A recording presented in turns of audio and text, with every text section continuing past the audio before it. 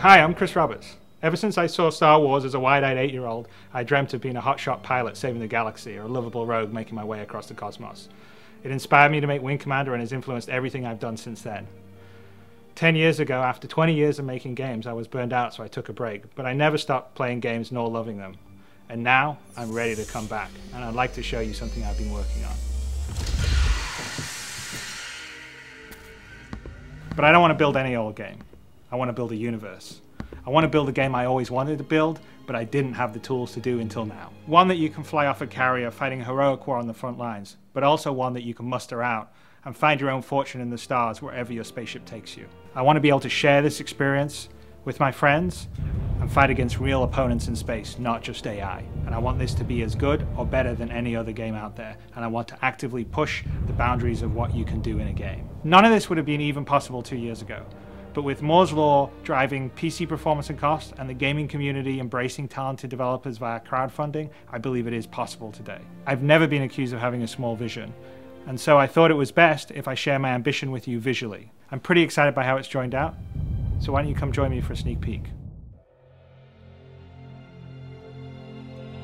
What I'm building, the StarCitizen and the Squadron 42 combination, you essentially have both things available to you. So Squadron 42 is the sort of single player experience where you are getting missions. You're in the military, so it's not that open world because you're going to be going AWOL if you decide you want to go off to some other planet. So the idea of it is you serve a campaign, you fly missions, it's branching just like Wing Commander was, and you have exactly that Wing Commander experience with the added bonus of some multiplayer and your friends be able to sort of co-op play with you as wingmen when you fly your missions. But when you finish your tour of duty, you muster out and you're in the wide universe, and then it's open world. You can go where you want, do what you want, choose who you want to be. And the other thing that's nice about this is you don't have to do Squadron 42. You can get into the Star Unit. You can basically decide you're never going to go fight in the military. You can decide that I'm just going to be a merchant or I'm just going to be a pirate. I think what we're talking about here has everything that made Wing Commander great and has everything that made Privateer and Freelancer great. It basically has both things, and the single player sort of military campaign side sits inside this whole universe in a holistic fashion. The idea is that it should be dynamic. So I've talked about a sort of the universe being a living entity and something that's always changing, and it's going to change based on the player's actions. So things that players do will have an effect on the universe, and they'll also be able to become part of the universe. So a good example is, say, a player that's an explorer and they explore around enough time and they find a space anomaly and then they manage to navigate a jump. That jump point and the system that they've jumped into will get named after that player. So like that player becomes part of the history and lore of the universe. And on top of that, we're going to be dynamically adding content to these universe. I'm not interested in having yearly updates. We'll have a team of people that are adding content on a weekly, every 2 weeks basis. So you're starting this system and you start in the game and it's got 50 star systems, for instance, and 2 weeks in, a jump point's discovered for another system and someone navigates it and bam, we've got a 51st star system and so on.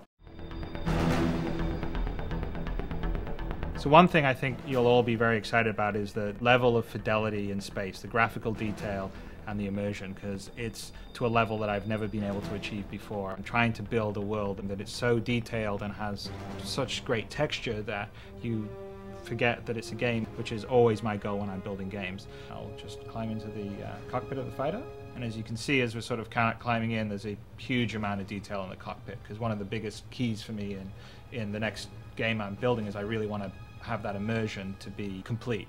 And we're going to do a lot of things that will really push that. Everything inside the cockpit operates and moves and works. If I look around the cockpit, you can see the displays, my hands on the throttle, my hands on the joystick. The whole idea is we're immersed fully in a cockpit that's fully rendered in 3D. So if you issue a command, you hit a button, you'll actually see your character do it in the cockpit. It's all for the immersion. Well, I think immersion is really important for me because I think that you have to really visualize and create a very believable world. I mean, so that's one of the reasons why I always sort of really push the visual fidelity, is because I think that helps with the immersiveness. And the more immersive, the more connected you are to the experience. The more connected you are to the experience, I think the more fun the game itself will be. So an example of that is if we're looking around at our character, we can see that the character himself is about 100,000 faces, which is about 10 times the detail of most current day AAA games. There are about 10,000 faces or so, and so that just allows you to have a little extra detail. The wires on his pilot outfit, the creases in the uniform, and have it really stand up when you come in close and not break down because it's too pixely. So I'm really excited about the physics, and they're going to be a strong part of the gameplay. So let me demonstrate some of the features of how the physics interacts with how you control. The ship itself is built and designed and simulated like a real ship. So there's 4 thrusters on the bottom, and there's 4 thrusters on the top, and then of course there's obviously the engine at the back. Most of the ships in this universe are going to fly very much like an F-35 would do. They're fly-by-wire, so they take your input as a pilot and crunch it into trajectories and vectors it needs to tell the various thrusters to achieve what you've asked it to do. So if I want to rotate, or I want to, say if I want to pitch, like I'm doing now, or I'm going to yaw, or I'm going to roll, it actually polls the thrusters themselves and says, how quickly can you rotate to the position I need you to deliver thrust, and how much thrust can you deliver? And the thrusters talk back to the flight computer and says, okay, I can get you there in 0.1 of a millisecond, and I give you this much thrust. The whole system is dynamically doing that every single frame and flying that way. It's really cool because what happens is a lot of unexpected or dynamic behavior happens by it. And then, for instance, if we're flying around in a dogfight, one of our thrusters gets damaged, it will affect our maneuverability. And it's not a matter of changing a script or data, it's actually all dynamically simulated in the system. Here's a really great example of the level of scale. I'm going to walk out this corridor and out onto the flight deck, and as you can see, it's huge. The carrier that's in the prototype level is about 1 kilometer in size.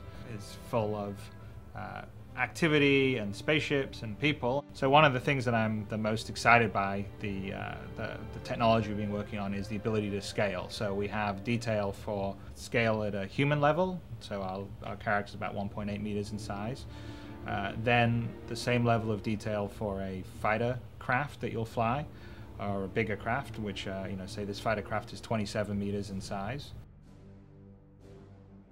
I'm building a game in a universe that's essentially the universe in the game I would like to play. So it's for gamers like myself. So I wouldn't say that I'm a social, casual gamer that plays Farmville. I mean, I like sophisticated experiences. Well, I'm picking PC over console because PC was what I always used to do in the past, but more importantly, it's because PC is an open platform. PC is always constantly innovating. I really care about the PC. I really want to push the PC to the limit. I think it's a great game platform. I'm really actually quite sad and angry about the situation right now, where it sort of feels like, PC games and PC gamers don't get any respect. It's the medium that is the coolest and the most powerful, and that's really why I'm focused on PC. We're going to allow users to design some spaceships and build them and submit them, and if it passes the standards, then it can get sold in the ship dealers on certain planets, and maybe the person that built that spaceship will be earning money from other players that think that spaceship's cool and want to pay them for it. So one of the things that